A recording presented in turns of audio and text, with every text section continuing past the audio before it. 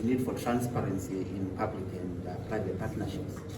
I would like to find out from Mr. Kumalo or any other representative from the Bulawayo City Council in terms of the TTI tender or the agreement or partnership that is there.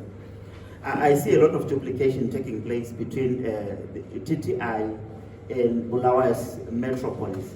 And for me, it's a worrying trend. And of late, we are seeing TTI security personnel taking over the responsibility that was enshrined to the, or constituted under the Bulawayo metropolis, where they are clamping willy-nilly vehicles and you are made to go and pay a fine at TTI.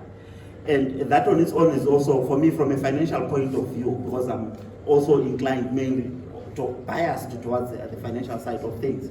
I see a depletion in terms of revenue streams for the local authority, where a revenue base that used to be 100% solely under the local governance is somehow being 70% of it taken over by TTI.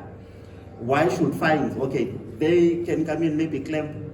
Why do they have the legislative mandate that empowers them to fine someone, or do they have the arresting power?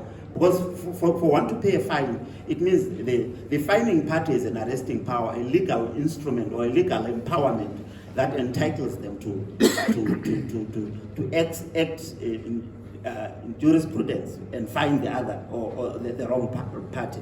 I want to find out in terms of that clarity, transparency in terms of the dualization of the roles there.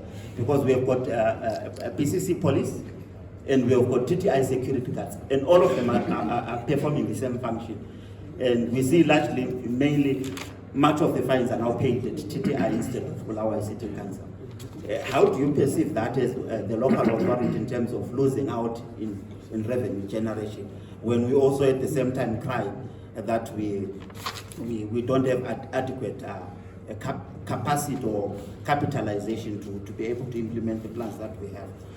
Then the second aspect also